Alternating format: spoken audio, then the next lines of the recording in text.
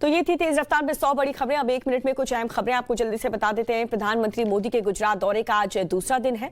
PM Modi आज 2 अहम कार्यक्रम में शामिल होने वाले हैं। पहला तो ये कि गांधीनगर में राष्ट्रीय रक्षा यूनिवर्सिटी की नई इमारत को राष्ट्र को समर्पित करेंगे और दूसरा वो खेल महाकुंभ का शुभारंभ करेंगे।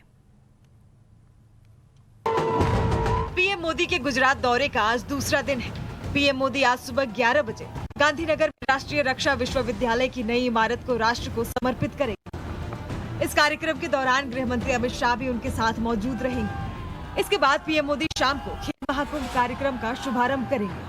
अहमदाबाद के सरदार पटेल स्टेडियम में पीएम मोदी खेल महाकुंभ कार्यक्रम के दौरान गुजरात की नई खेल पॉलिसी को लॉन्च करेंगे। गुजरात में खेल महाकुंभ की शुरुआत भी पीएम मोदी ने ही की थी जब वो गुजरात के मुख्यमंत्री थे। वहीं गुजरात दौरे के पहले दिन पीएम मोदी ने भव्य रोड शो किया। इसके बाद वो अहमदाबाद पंचायत महासम्मेलन में शामिल हुए और सभा को संबोधित भी किया। इस दौरान पीएम मोदी ने कहा कि ग्राम स्वराज का सपना पूरा करने के लिए पंचायती राज व्यवस्था बेहद महत्वपूर्ण है। अपने दौरे के पहले दिन पीएम ने सोमनाथ मंदिर न्यास की बैठक की अध्यक्षता भी की। पीएम ने न्यास द्वारा किए जा रहे विकास कार्यों की समीक्षा की। गुजरात दौरे के दौरान पीएम मोदी अपने घर गांधीनगर भी गए और मां हीराबेन से मुलाकात भी की। उनके साथ गुजराती खाना भी खाया।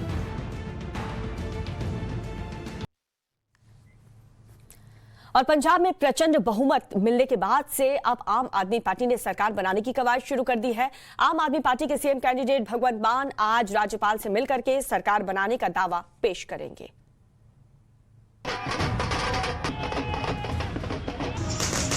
पंजाब में आम आदमी पार्टी को मिले प्रचंड बहुमत के बाद सरकार बनाने की तैयारी शुरू हो गई। इसी कड़ी में आम आदमी पार्टी के सीएम कैंडिडेट भगवंत मान आज सुबह 10:30 बजे राज्यपाल से मुलाकात करेंगे और सीएम बनाने की दावेदारी पेश करेंगे। वहीं अब ये तस्वीर साफ हो गई है कि सीएम के रूप में भगवंत मान कब शपथ लेंगे। 16 मार्च को शपथ समारोह का दिन तय हुआ है। इसी दिन आप सीएम कैंडिडेट और दिल्ली से विधायक भगवंत मान सीएम पद की शपथ लेंगे। भगवंत मान ने अरविंद केजरीवाल को शपथ समारोह के लिए आमंत्रित भी किया है। भगवंत मान ने बयान दिया है कि वो 16 मार्च को शपथ शहीद भगत सिंह के गांव में लेंगे। ये शपथ समारोह उन्हें सच्ची श्रद्धांजलि के रूप में देंगे।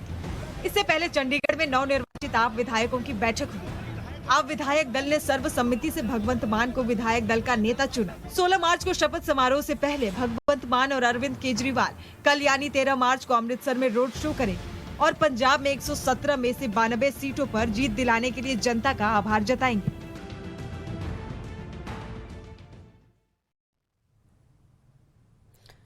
उत्तर प्रदेश, गोवा, उत्तराखंड और मणिपुर बीजेपी प्रचंड बहुमत से जीती है और यहां भी अब सरकार की ताजपोशी को लेकर के तैयारियां तेज हो चुकी हैं। हालांकि शपथ समारोह कब होगा इस पर भी बीजेपी में मंथन अभी भी जारी है। पूरी खबर 1 मिनट में। यूपी, उत्तराखंड, गोवा, मणिपुर में बीजेपी ने सरकार बनाने की तैयारी शुरू कर दी है।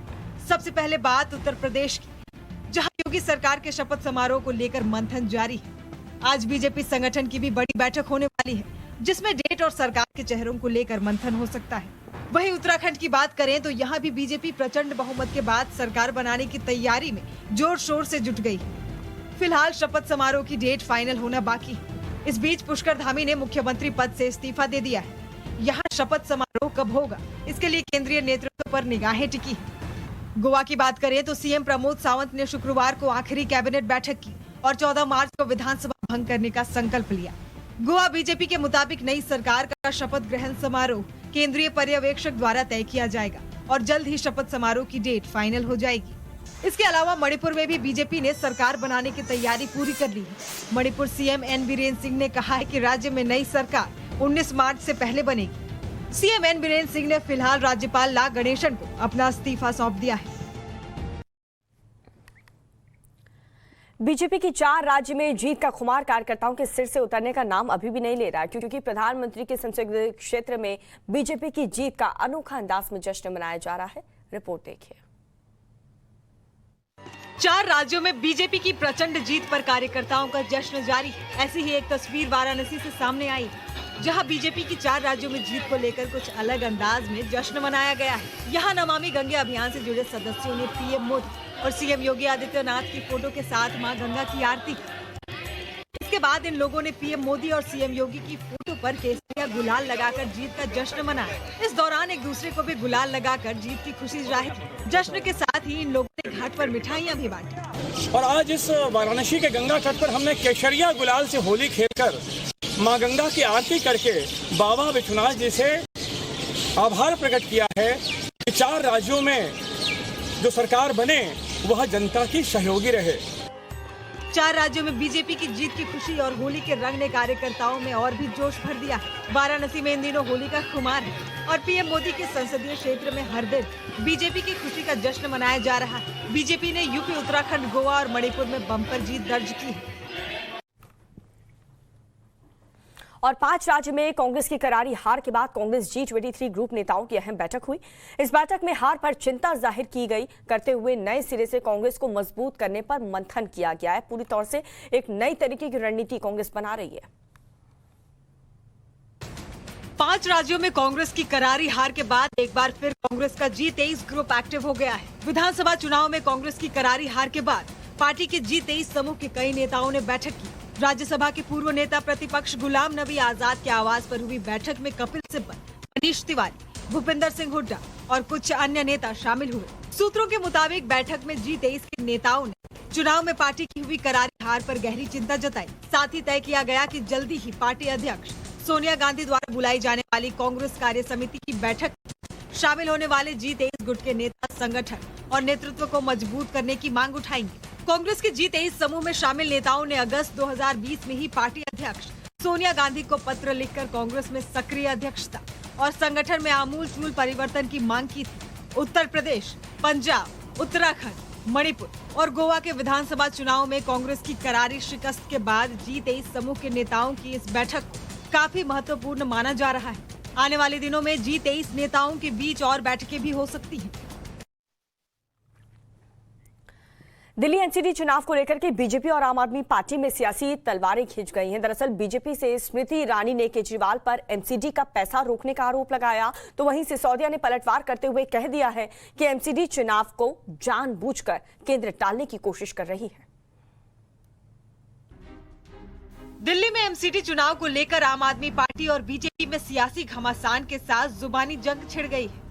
केंद्रीय मंत्री स्मृति ईरानी ने आरोप लगाया है कि केजरीवाल सरकार निगमों के 13,500 रुपए रोक कर रखे हैं, जिससे निगमों को अपने कार्य संचालन में परेशानी हो रही है। स्मृति ईरानी ने केजरीवाल पर दिल्ली का विकास बाधित करने का आरोप लगाया है। स्मृति ईरानी के आरोप के बाद इसका जवाब देने के लिए आप नेता और दिल्ली के डिप्टी सीएम मनीष सिसोदिया ने मोर्चा संभाला। सिसोदिया ने ईरानी पर पलटवार करते हुए कहा कि बीजेपी एमसीडी चुनाव टालना चाहती है और इसके लिए केंद्र ने दिल्ली के अलग अलग एमसीडी जोन को एक करने का बहाना बनाया। सिसोदिया ने कहा कि दिल्ली की जनता इस बार बीजेपी को नगर निगम में 10 सीट भी नहीं देने वाली है। बीजेपी के अंदर एमसीडी चुनाव लड़ने की हिम्मत नहीं। यही नहीं, सिसोदिया ने यह भी आरोप लगाया है कि नगर निगम में बीजेपी ने इतना भ्रष्टाचार फैला रखा है, जिसकी वजह से नगर निगम के पास पैसे नहीं है। और जम्मू कश्मीर में आतंकियों की कायराना हरकत सामने आई है। दरअसल कुलगाम में आतंकियों ने एक सरपंच की गोली मारकर हत्या कर दी। आतंकियों की तलाश के लिए सेना ने एक बहुत बड़ा सर्च ऑपरेशन भी चलाया। जम्मू कश्मीर के कुलगाम में आतंकियों की कायराना हरकत सामने आई है, जहां आतंकियों ने अडूरा इलाके में एक सरपंच की गोली मारकर हत्या कर दी। आतंकियों ने शुक्रवार रात सरपंच शब्बीर मीर को उनके घर के पास गोली मारी। घायल शब्बीर मीर को पास के ही अस्पताल में एडमिट कराया गया, जहां इलाज के दौरान सरपंच ने दम तोड़ दिया। शब्बीर मीर निर्दलीय सरपंच थे। इस घटना पर पूर्व मुख्यमंत्री और नेशनल कॉन्फ्रेंस के नेता उमर अब्दुल्ला ने ट्वीट कर दुख जताया और शब्बीर के परिजनों के प्रति संवेदना व्यक्त की। वहीं जम्मू कश्मीर के राज्यपाल मनोज सिन्हा ने घटना को आतंकियों की कायराना हरकत बताते हुए कहा कि कश्मीर में एक दिन आतंक का पूरी तरह से खात्मा होगा। वारदात के बाद से आतंकियों की तलाश के लिए बड़ा सर्च ऑपरेशन चलाया गया है। वहीं इससे पहले भी श्रीनगर के बाहरी इलाके में आतंकवादियों ने एक सरपंच की गोली मारकर हत्या कर दी थी। सरपंच की पहचान शमीर भट्ट के रूप में हुई थी।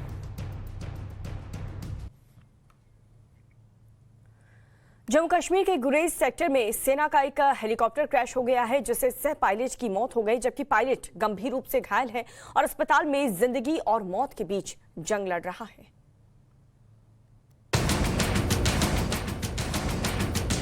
कश्मीर के बर्फीले इलाके गुरेज सेक्टर में भारतीय सेना का एक हेलीकॉप्टर क्रैश हो गया। जिसमें सह पायलट की मौत हो गई, जबकि हादसे में पायलट गंभीर रूप से घायल हो गए। अस्पताल में अभी हालात नाजुक बताई जा रही। श्रीनगर में रक्षा मंत्रालय ने हेलीकॉप्टर की जानकारी साझा करते हुए बताया कि सेना का चीता हेलीकॉप्टर गुरेज सेक्टर की फॉरवर्ड पोस्ट पर एक बीमार सैनिक को निकालने के लिए रूटीन उड़ान पर गया था। रूटीन उड़ान के दौरान हेलीकॉप्टर का संपर्क अग्रिम चौकी से टूट गया। सर्च ऑपरेशन में हेलीकॉप्टर का मलबा एक बर्फीले नाले से मिला। हेलीकॉप्टर क्रैश में पायलट और सह पायलट दोनों ही घटना में गंभीर रूप से घायल हो गए थे। दोनों को तुरंत श्रीनगर स्थित बेस हॉस्पिटल में भर्ती कराया गया, जहां इलाज के दौरान सह पायलट की मौत हो गई। जिस जगह से क्रैश हेलीकॉप्टर मिला है वो पूरा इलाका बर्फ से ढका है, चारों तरफ बर्फ ही बर्फ है। हालांकि हेलीकॉप्टर कैसे क्रैश हुआ, इस हादसे को लेकर जांच के आदेश दिए गए हैं, ताकि क्रैश की सही वजहों का पता लगाया जा सके।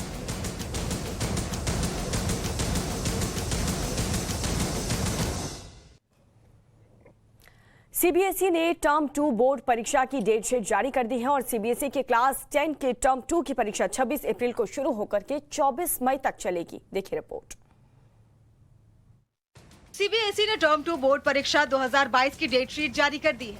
सीबीएसई क्लास 10वीं के टर्म 2 परीक्षाएं 26 अप्रैल से शुरू होंगी और 24 अप्रैल तक आयोजित की जाएंगी। परीक्षाएं एक ही शिफ्ट सुबह 10:30 बजे से लेकर 12:30 बजे तक आयोजित की जाएंगी। टर्म 2 परीक्षाएं सब्जेक्टिव और ऑब्जेक्टिव क्वेश्चंस बेस्ड होंगी।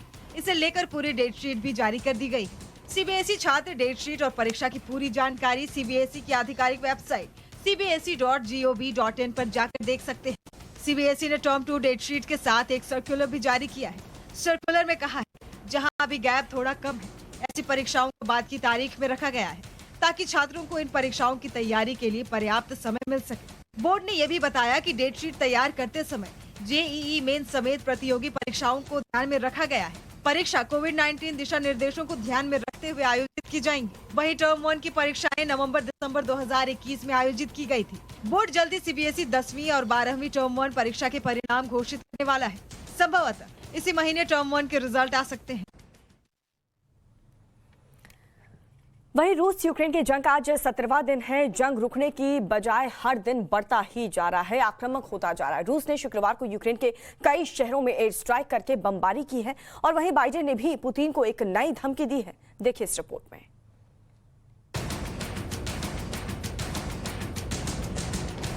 रूस यूक्रेन की जंग 17वें दिन में पहुंच गई है। 17 दिनों से जारी जंग में 3 दौर की बैठक हो चुकी है, लेकिन युद्ध खत्म करने को लेकर कोई ठोस समाधान नहीं निकल सका है। इस बीच रूस का यूक्रेन पर बमबारी जारी है। रूस ने यूक्रेन पर नया हमला डिनोप्रो शहर में किया। यहाँ रूस ने एयर स्ट्राइक कर जमकर बमबारी की, जिससे कई इमारतों को नुकसान पहुंचा। वहीं इस हमले में एक आम नागरिक के मारे जाने की खबर है। इस बीच अमेरिका ने एक बार फिर रूस को धमकी दी है। बाइडेन ने कहा है कि हमलावर पुतिन को इसकी कीमत चुकानी होगी। बाइडेन ने रूस को ये भी चेतावनी दी है कि अगर नेटो देशों की रूस के साथ जंग हुई तो तीसरा विश्व युद्ध शुरू हो जाएगा।